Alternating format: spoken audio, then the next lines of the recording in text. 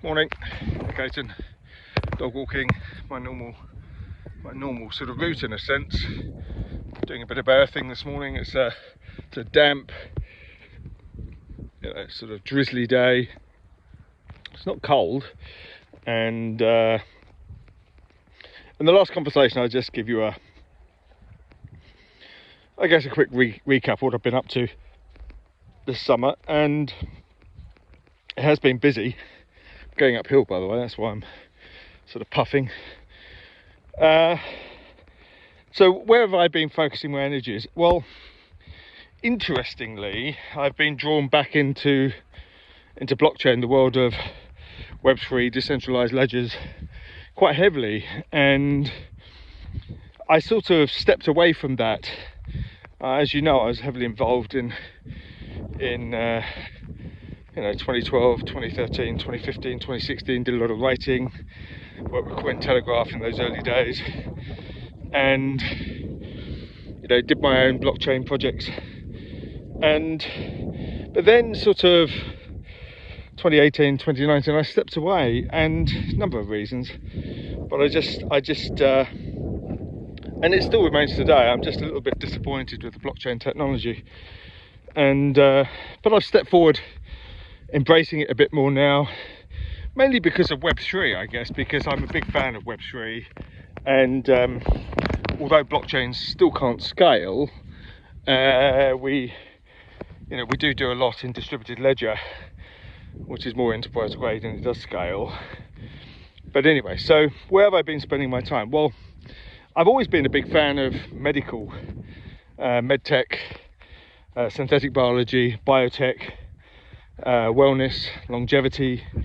Those are big labels, and of course the number one question as humans we all have is, how long have we got? How much runway have I got? And as I head towards my mid-60s, and with children and grandchildren, I start asking the same questions, of course.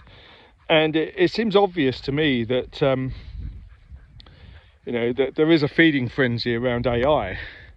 And you've seen my previous comments on generative AI and AI systems, but everything is AI now, and it is the ability for AI to look at data, to find the correlations, to find the clues, to link, to join the dots, to give us a view of things that if it was human processing or traditional sort of approaches of big data analysis and so on, it would just take months and months and months, years and years.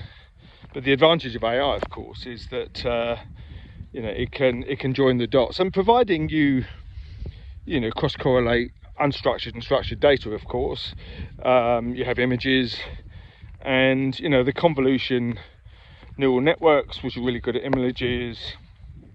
We obviously have a whole degree of deep learning and machine learning, which are different levels, of course, and they're all wrapped up in AI. And we have the large language models, of course, and everything seems to be jolly, doesn't it, really? And every 5 minutes there's a new tool coming out, but they've all got the one of 6 or 7 backends: NVIDIA, Intel, Google, Microsoft.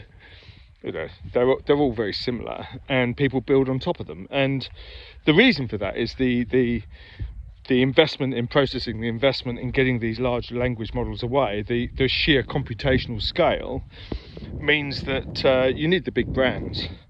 But many people don't realize it's the same big brands that are dominating traditional software and software services, are calling the shots in AI. Which is fair enough, I guess. It's all about investment.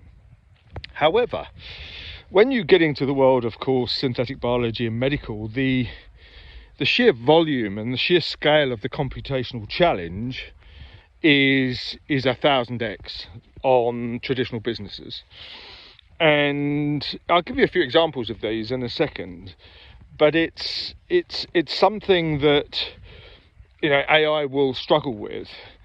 And this is why I in a sense, AI is very narrow, very specific, and it's not a surprise really, because the vast nature of analysing whether it's genes, genomes, DNA, enzymes, molecular models and structures. So I'll give you an example. So caffeine, we all like a cup of coffee, and various people say, you know, caffeine is good for you, it's bad for you, you shouldn't have more than a few cups a day, and if you do, you should have them before midday, and so on and so on. And we know that caffeine is a stimulant, but we also know you can fall off a cliff, or you can actually become so wired that you don't think straight. So caffeine is, it's addictive. So is it a drug? Is it like nicotine? Is it like anything else? Sugar? Technically it is. But we know very little about caffeine, and the reason being is that the structure of caffeine, the molecular structure of caffeine, is very big. I think I was talking to a biochemist the other day, and I think it's got 10 carbon molecules, and when you draw it on a piece of paper, it's enormous. And there lies the problem. To compute its behaviour, its effect on the human body fully, there isn't a supercomputer on the planet that can do a good job with that. Certainly not quickly.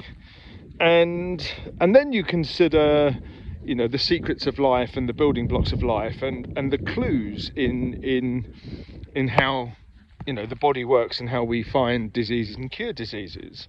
And you may have come across protein folding, and, you know, protein folding, but let's sort of again contextualize it. You have a whole bunch of sort of chemicals. The body is a chemistry set, really, and your thoughts and your behaviours and your lifestyle generate the various chemical responses, which is quite cool, really.